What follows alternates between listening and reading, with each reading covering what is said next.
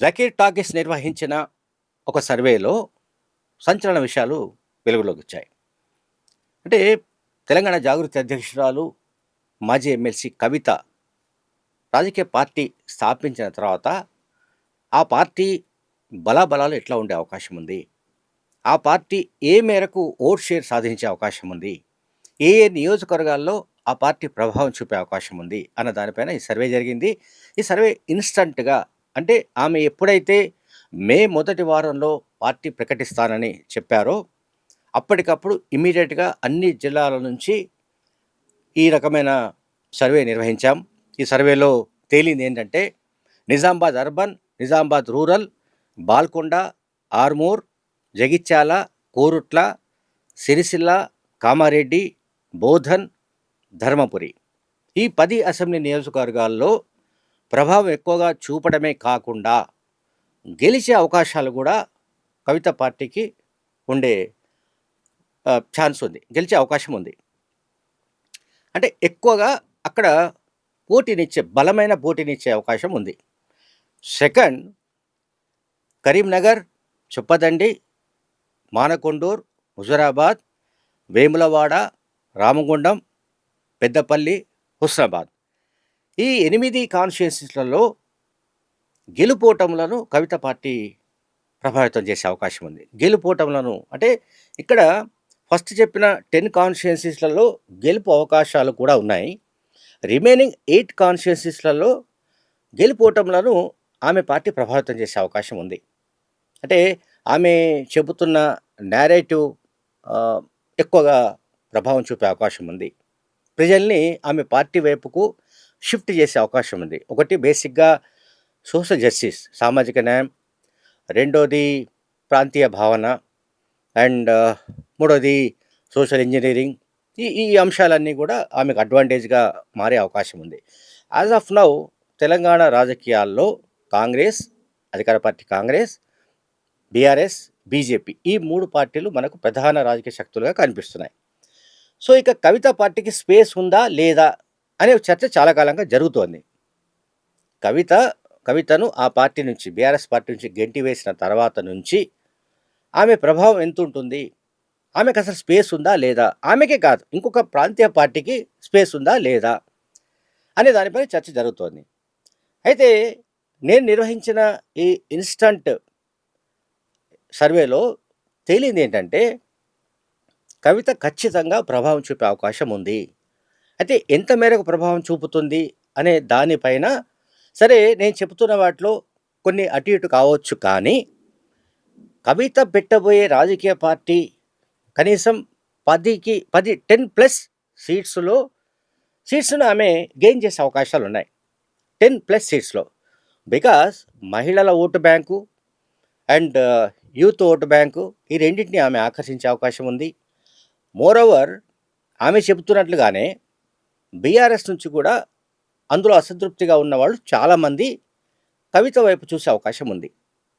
అంటే ఇక్కడ బీఆర్ఎస్ తనకు తాను చేసుకున్న ఒక స్వయం కృతాపరాధం ఏంటంటే బీజేపీతో ఈ మున్సిపల్ ఎన్నికల్లో చాలా చోట్ల పొత్తులు పెట్టుకోవడం, అవగాహన చేసుకోవడం. ఈ పరిస్థితి నిజంగా బీఆర్ఎస్ పార్టీ క్యాడర్‌లో గందరగోళానికి దారితీసింది. అండ్ ఈ 2 పార్టీలు రేపు వచ్చే ఎన్నికల్లో, అసెంబ్లీ ఎన్నికల గురించి మనం మాట్లాడుతున్నాం. 3 ఏళ్ల తర్వాత జరిగే ఎన్నికల గురించి మాట్లాడుతున్నాం. ఇంకా చాలా పరిణామాలు జరగవచ్చు, రాజకీయ పరిణామాలు.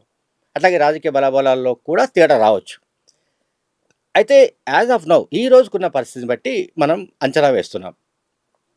సో బీజేపీ, బీఆర్ఎస్ 2 ఒకటే అయినప్పుడు ఈ రెండిటి మధ్య అవగాహన కుదురుతుందనో, పొత్తు కూడా ఏర్పడుతుందనో, 2 కలిసే ఎన్నికలకు దిగుతాయనో ఈ చర్చ పెద్ద ఎత్తున జరుగుతోంది. దీనికి బీఆర్ఎస్ పార్టీ ఫుల్ స్టాప్ పెట్టడానికి ప్రయత్నించినా, బీజేపీ ఫుల్ స్టాప్ పెట్టడానికి ప్రయత్నించినా బీఆర్ఎస్ పార్టీకి సంబంధించిన క్యాడర్ నమ్మే పరిస్థితులు లేరు. బీఆర్ఎస్ పార్టీలో ఆ రకమైన ఒక బలమైన అభిప్రాయం ఉంది. గ్యారంటీగా బీజేపీతోనే బీఆర్ఎస్ పార్టీ వెళ్ళే అవకాశం ఉంది. ఒంటరిగా పోటీ చేసే అవకాశం లేదు. ఒంటరిగా పోటీ చేస్తే అధికారంలోకి రాము అనే ఒక అభిప్రాయం పార్టీ నాయకత్వానికి ఉంది కనుక ఈ మున్సిపల్ ఎన్నికల్లోనే బీజేపీతో పొత్తులకు సంబంధించిన పునాదులు వేసుకున్నట్టుగా ఒక ప్రచారం అయితే జరుగుతోంది. ఇక సికింద్రాబాద్, జూబ్లీ హిల్స్, షేర్లింగపల్లి, ఎల్బీనగర్. ఇటువంటి ఒక 4, 5 నియోజకవర్గాల్లో అంటే అర్బన్ సెగ్మెంట్స్‌లో కూడా కవితకు కొంత ఫేవరబుల్ ఓట్ షేర్ ఉండే అవకాశం ఉన్నట్టుగా మనకు ఈ సర్వే ద్వారా తెలుస్తోంది. ప్రధానంగా ఉత్తర తెలంగాణలో బీఆర్ఎస్ పార్టీకి ఒక కోర్ జోన్ ఉంది. అంటే కోర్ ఓటర్స్ ఉన్నారు. అంటే మొదటి నుంచి కూడా ఉత్తర తెలంగాణ బేస్ చేసుకునే ఆ పార్టీ నిలబడింది కనుక, టీఆర్ఎస్ పార్టీ నిలబడింది కనుక, టీఆర్ఎస్ పార్టీకి ఆ జిల్లాల్లో వరంగల్, కరీంనగర్, నిజామాబాద్, ఆదిలాబాద్ ఈ ఉమ్మడి పాత 4 జిల్లాల్లో ఆ పార్టీకి అంతో ఇంతో ఇప్పటికీ స్టిల్ క్యాడర్ అయితే ఉంది. అయితే ఆ క్యాడరు చిన్నాభిన్నమయ్యే అవకాశం ఉంది. కవిత రాజకీయ పార్టీ స్థాపించిన తర్వాత, ఆమె ప్రకటన చేసిన తర్వాత, ఆ రాజకీయ పార్టీ ఎజెండా మనకు క్లియర్‌గా అర్థమవుతూనే ఉంది. ఒకటి సామాజిక న్యాయం, ఇంకోటి నేను చెప్పినట్టుగా మహిళలకు ఎక్కువగా ప్రాధాన్యం ఇవ్వడం, అండ్ యూత్ విషయంలో కూడా ప్రయారిటీ ఇవ్వడం, ఇటువంటి అంశాలను ఆమె చెప్తూనే ఉన్నారు. So, as of now north Telangana ఏదైతే బీఆర్ఎస్ పార్టీకి కోర్ జోన్‌గా కనిపిస్తూ వచ్చిందో, అంటే కోర్ జోన్‌గా ఎప్పటిదాకా కనిపించింది? మనకు 2023 అసెంబ్లీ ఎన్నికలకు ముందు వరకు కనిపించింది.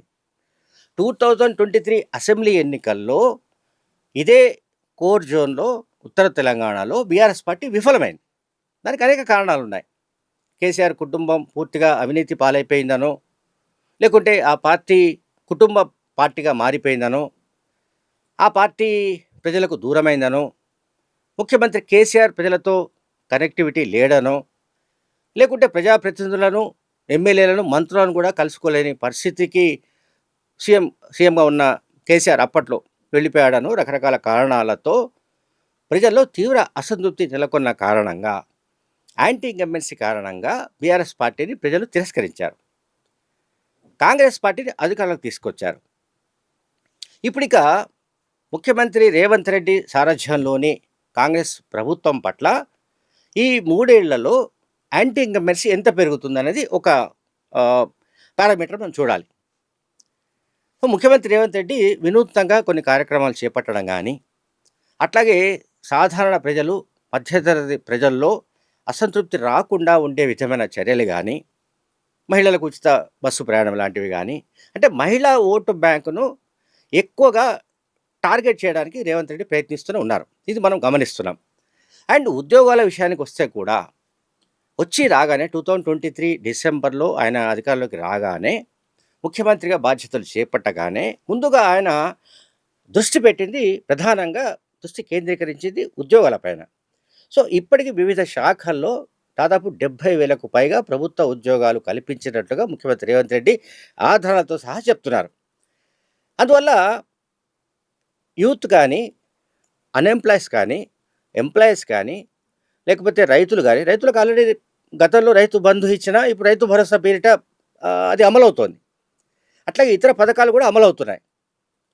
ఇది కాకుండా ఈ మహిళలకు ఉచిత బస్సు ప్రయాణం ఒకటి కొనసాగుతోంది. ఇంకా విద్యుత్తు 200 యూనిట్ల వరకు విద్యుత్తు వాడే వాళ్లకు ఉచితమైన రాయితీలు కానీ, ఇతర సౌకర్యాలు ఇవన్నీ ఉన్నాయి. సో, ఇప్పుడు నేను చెప్పదలుచుకున్న పాయింట్ ఏంటంటే, కవిత రాజకీయ పార్టీ కనుక పెట్టినప్పుడు రాజకీయ పార్టీ స్థాపించడం ఖాయం. అది ఆమె స్వయంగా చెప్పారు. సో, రాజకీయ పార్టీ స్థాపించిన తర్వాత బీఆర్ఎస్ నుంచి ఏ మేరకు వలసలు వస్తారు అనేది ఒక ప్రధానమైన ఎజెండా, ఒక ప్రధానమైన పాయింట్.